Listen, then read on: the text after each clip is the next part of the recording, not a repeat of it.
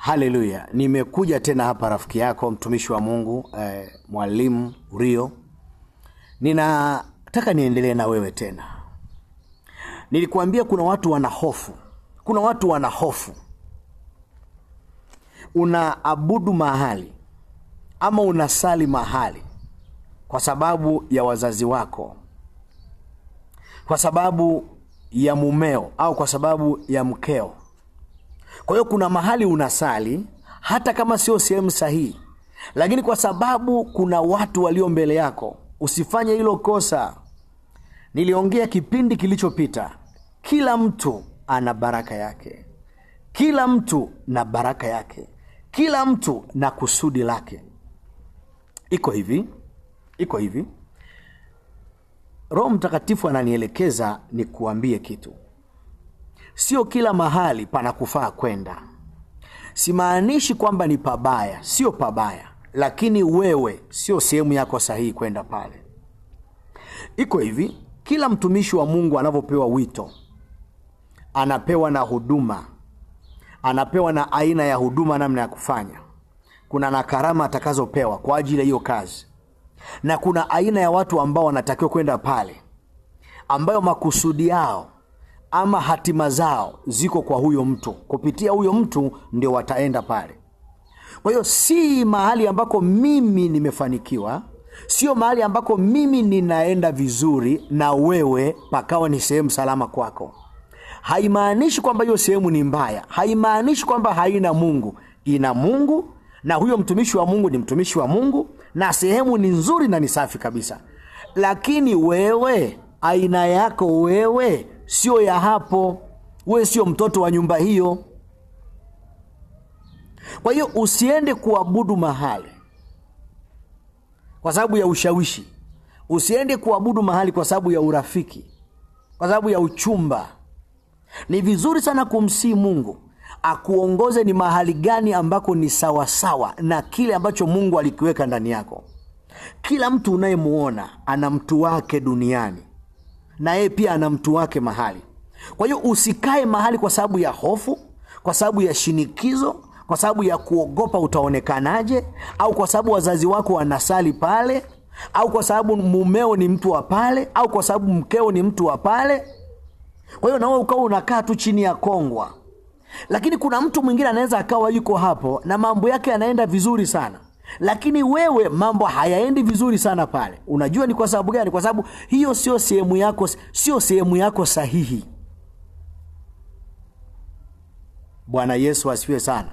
Kuna mtu anaweza akawa anatoa mahali. Kwa hiyo hatuendi kuabudu mahali kwa sababu ya mobilization. Hapana.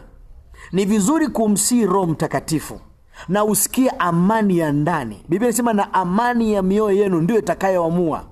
Amani, kwamba hii sehemu ni sehemu nzuri sana. Watu wanaenda wanatoa shuhuda. Huyu mtu ameniambia rafiki yangu anaenda pale, lakini mimi nimeenda pale, mbona sijisikii kuguswa, mbona sisikii amani na pale. Haimaanishi kwamba hiyo sehemu ni sehemu mbaya, hapana. Lakini sio tu sehemu ambayo ni sahihi kwako. Kile ulichokibeba hakitaweza kukua, hakiwezi kukua kupitia hapo. Kile Mungu alichokipanda ndani yako hakiwezi kudhihirika kupitia pale. Kwa hiyo kama hauna utoshelevu, kama hausikii utoshelevu wa mahali unakoabudu, unatakiwa umuulize Mungu, umuombe Roho Mtakatifu, alafu akuongoze mahali ambako wewe itakuwa ni sehemu sahihi kwako. Na utakapofika pale, kile ambacho Mungu alikiweka ndani yako, lile kusudi la Mungu kukuleta duniani, ndio utaanza kubarikiwa. Utaanza kuona unaanza kuinuka. Kwa hiyo kuna watu wengine wao wanaweza kuwa mahali na wakabarikiwa na wakafanikiwa na maisha yakaenda vizuri, lakini wewe ukiwa pale mambo yako yanazidi kuwa mabaya. Si kwamba ni mtenda dhambi, si kwamba ile sehemu ni mbaya, si kwamba ni sehemu wanaabudu shetani. Hapana, ile sehemu ni sahihi kabisa, ina Mungu, na yule mtumishi wa Mungu ni mtumishi wa Mungu sahihi kabisa, ila kwa sampuli yako wewe pale haienei. Bwana Yesu asifiwe sana. Yaani wewe, asante Roho Mtakatifu, kile ambacho umekibeba wewe, umebeba engine ya Scania. Alafu unakwenda kuabudu kwenye pikipiki. Ile engine haiwezi kufiti pale. Na amani, Roho Mtakatifu atakuongoza, atakuelekeza kabisa. Utaona kabisa kwamba Kwa hiyo haimaanishi kama una amani kusali ama kuabudu mahali ama kutoa sadaka mahali fulani, haimaanishi kwamba ile nyumba sio nyumba ya Mungu. Ni nyumba ya Mungu, lakini wewe kwa sampuli yako, kwa namna ambavyo Mungu amekutengeneza, pale usio sehemu ambako unaweza ukasukwa. Yaani Mungu anajua utakapochagua mahali ulipo paona wewe panafaa. Utakapokwenda pale, wale walio pale ama huyo kiongozi wako unayemwita kiongozi wako hawezi kukuongoza, hataweza kulikamilisha lile ambalo Mungu ameliweka ndani yako. Si kwamba sio mtumishi wa Mungu mzuri, ni mzuri kabisa, lakini kwa aina yako wewe. Kwa kifupi niseme hajapewa mafuta kwa ajili yako. Kwa hiyo kuna baadhi ya mambo iko hivi, mfano unaweza kuwa uko mahali na ndani yako unasikia moto kabisa wa kumtumikia Mungu na uko vizuri, unaona kabisa nimeshakaa vizuri, lakini huyo mtumishi wa Mungu haruhusugi watu wafanye hivyo kwao. Utakapofurukuta unafia hapo. Unafia pale, unatiliwa hata sumu pale, ama unafukuzwa ama unachafuliwa na kudhiakiwa. Kwa hiyo sio kila sampuli yako iko hivi. Huduma ni kama damu hizi. Asante Roho Mtakatifu. Huduma ni kama damu, kwamba mtu anapoumwa akitaka kuongezewa damu, kama yeye ni grupu A, hawezi kuwekewa damu ya grupu B, hawezi kuwekewa. Inabidi itafutwe grupu O ile ile awekewe ili aendelee kuishi. Asante Roho Mtakatifu. Na ndivyo huduma zilivyo. Ndani yako wewe lazima utafute DNA yangu, aina grupu langu la kiroho. Mtu wangu ambaye tunavari, ambaye tunalandana ni wapi? Sio kila mahali tu utaingia. Mahali pengine utaharibiwa, mahali pengine kile ambacho Mungu amekipanda ndani yako kitakwenda kufia pale. Haimaanishi kwamba ile nyumba sio nyumba ya Mungu, ni nyumba ya Mungu. Yule mtumishi ni mtumishi wa Mungu, ila wewe aina yako. Yaani kwa kifupi sio ile yule pale, sio grupu lako la damu. Kwa hiyo ukiwekewa damu nyingine, uwe na hakika lazima utaangamia tu. Bwana Yesu asifiwe. Ndio maana unakuta kuna mtu anaenda anasikia amani, anasali hapa anafanikiwa. Mwingine anaabudu hapa anafanikiwa. Mwingine anatoa sadaka hapa anafanikiwa. Mwingine mahali pengine anafanikiwa. Sio madhabahu moja, sio sehemu moja inayonufaisha watu wote. Maana yake kila mtu na aina yake. Kama ilivyo magrupu ya damu, kwamba ili uongezewe damu huwezi kuwekewa damu kwa sababu ni damu na zote zinafanana, lakini lazima wapime aina ya damu. Hii damu ni aina gani? Ni grupu gani ya damu? Wanasikia hii ni B, hii ni O, hii ni A. Hayo magrupu unayajua mwenyewe. Kwa hiyo wanaangalia na damu yako, wanasema hii damu mwekee. Wakilogwa kukuwekea damu ya aina nyingine, wafa. Unapata madhara ya ajabu na zote ni damu zinafanana. Sasa hiyo ndio maana yangu ya kiroho, kwamba sio kila mahali utakwenda unawekewa damu. Utakwenda kuwekewa O wakati wewe una A, utafumuka mapunye mpaka unakufa. Kwa hiyo inategemea sana. Narudi tena upande wa pili, si kwamba ni mahali pabaya, hapana, ila wewe aina yako sio pale. Kwa hiyo unalazimika kumuomba Roho Mtakatifu sasa akuongoze, akuelekeze mahali ambako ni sahihi. Na ukifika utasikia amani na utaona kile ambacho kilikuwa ndani yako kitaanza kuzalika. Ndio maana unasikia kuna mahali ukienda ni huduma, madhabahu ambayo inatoa waimbaji sana, lakini huyo mtu kuna mahali alikuwepo, hawakuona kama uimbaji wake upo sawa sawa. Kwa hiyo ndivyo mambo yanavyotoa, na utoaji ndio vile vile. Sio kila madhabahu, sio kila madhabahu, sio kila madhabahu, sio kila mtumishi. Maana yangu ni kwamba kile ambacho wewe Mungu ameweka ndani yako kina mtu wake. Yuko mtumishi wa Mungu ambaye ukishikamana naye maisha yako yanabadilika, na sio kila mtumishi wa Mungu. Tafuta kwa amani, muombe Roho Mtakatifu, sadaka zako na mahali unakoabudu hakikisha unachagua sawa sawa na Roho Mtakatifu atakapokuongoza. Usiongoze na hisia. Biblia inasema ujihadhari sana, si kila mahali upaonapo. Kwa sababu hii ni nyumba ya Mungu tu, acha niingie. Hii niingie. Hapana.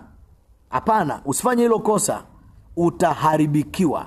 Kile ambacho Mungu anakusudia kwenye maisha yako hakitakuwa, hakitazaliwa, hakitadhihirika pale. Kuna aina yako na aina ya mahali.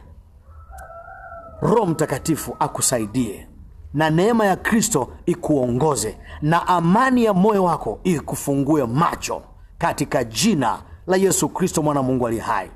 Na mimi naomba kila mtu aliyekaa mbele yako, anayekuzuia usiende mahali ambako Mungu amepanga uende, hivi ninavyoomba baada ya maombi haya, anatoweshwa mbele ya macho yako sahihi. Na ni maombi yangu Mungu akuletee mtu sahihi kwenye maisha yako katika jina la Yesu Kristo mwana Mungu ali hai. Unaona mfano, unamwona mtu anaitwa Sauli, mtoto wa mzee Kishi. Anaambiwa nenda, Samueli ameshaambiwa, anamkuta Samueli, anamtia mafuta, anamwambia utakapotoka kwangu utafika mahali fulani, utakutana na watu watakwambia habari za punda, kwamba baba yako anakutafuta na punda washapatikana, achana nao. Utafika mahali pengine, utawakuta watu wana mkate na tini, watakupa, wana mbuzi mikononi, watakupa, utakula. Baadaye utafika mahali fulani, utakutana na kundi wana manabii wakiwa wanapiga ngoma, wanatabiri, na wewe utatabiri, na wewe utageuzwa na utakuwa mtu mwingine, na Roho Bwana akamwingia Sauli akamgeuza akawa mtu mwingine. Unaona? Kwa hiyo kuna aina ya watu ambao Mungu amesha kuandalia kwa ajili. Sasa Samueli amemtia mafuta kuwa mfalme, lakini kuna mambo anatakiwa aanze kutabiri, anatakiwa ale chakula. Hao ni watu ambao Mungu anawaweka kwenye safari ya huduma ama safari ya maisha ya mtu. Sauli anaambiwa ukitoka hapa kwangu utawakuta watu mahali fulani, watakupa habari za nyumbani, achana nao. Ukifika mahali pengine utawakuta watu, watakupa mkate, pokea, kula. Nenda, usiongee na mtu. Utafika mahali fulani, utakutana na vijana wanatoka kwenda kuabudu hivi, na wewe ungana nao. Na Biblia inasema Roho Bwana akamshukia Sauli, naye akaanza kutabiri, naye akageuzwa akawa mtu mwingine. Utumishi wake ukaanza, ambao hakuweza kuupata kwa Samueli. Kwa hiyo usidanganyike. Asante Roho Mtakatifu. Sikiliza, mtu kukutia mafuta tu, bado kuna safari nyingine hapo mbele Sauli zilimpata. Unamwona Daudi alitiwa mafuta na Samueli, lakini unaona baadaye anakwenda kutiwa mafuta tena Hebron, anatiwa mafuta tena amepigwa mafuta mara 3. Utakuwa unanielewa sasa. Wewe ni mjanja sana, utakuwa unanielewa sasa. Kwa hiyo usiwe kipofu wa kiroho. Usiwe mzito kwenye mambo ya kiroho. Lazima uwe mwepesi. Kama unatia mahali sadaka yako na mambo yako hayanyooki, madirisha ya mbinguni hayafunguki, ujue wazi kwamba hiyo sehemu kwako sio sahihi. Kama sadaka yako ni kamili, kwa ukamilifu kabisa wa moyo wako, hiyo sehemu sio sahihi. Sio kwamba itotoa mara 5 mara 7 ndio utaona. Hiyo biashara haipo. Mungu amesema ukileta zaka kamili galani mwangu, kitakuwepo chakula nyumbani mwangu. Nijaribu kwa njia hiyo uone kama Mungu hajasema mara ngapi. Mara moja ukimjaribu, utaona Mungu atakafungulia madirisha ya mbinguni, akumwagie baraka mpaka ukose mahali pa kuweka. Overflow. Na kuombea neema ya Mungu ikuongoze kila utakapokwenda, nuru ya Kristo ikuangazie.